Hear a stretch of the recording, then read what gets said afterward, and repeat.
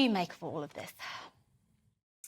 Well, the first thing to say is anybody in the Conservative and Unionist Party should want to secure the Union, and they should want to secure the internal market of the United Kingdom. So if Conservatives decide to vote against that, they should really challenge themselves as to whether they are a Unionist anymore.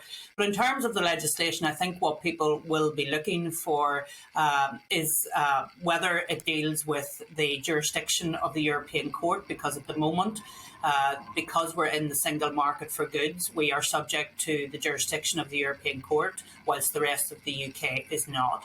It will want to see whether goods can pass from GB into Northern Ireland without checks. And your previous guest talked there about a green channel and a red channel. So the green channel would obviously be for goods just coming into Northern Ireland. The red channel would be for any goods that are passing on into the Republic of Ireland. And I suppose the frustrating thing for me is the fact that all of this could have been dealt with at the time.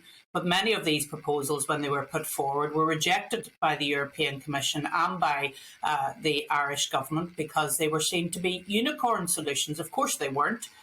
They were perfectly technically available. They wouldn't have caused the huge difficulties that the border in the Irish Sea has caused to the Assembly and the Executive here in Northern Ireland.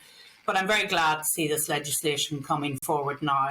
I hope it will deal with the key issue of protecting the acts of union, and I'll be very interested to see whether the legislation specifically mentions that when it comes out later today.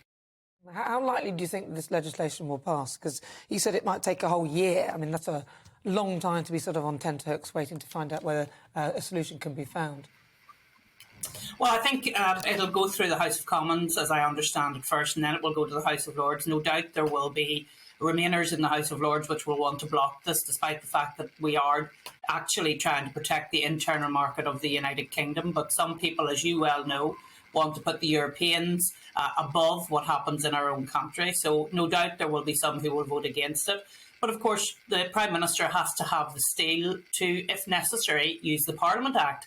And that means that we may see a lot of toing and froing between the House of Commons and the House of Lords. But if the PM is setting out on this very sensible road, then he has to have the will to see it through. And I hope that he does have the will to see it through, and that the members of his party who claim to be Conservatives and Unionists also have the will to see it through.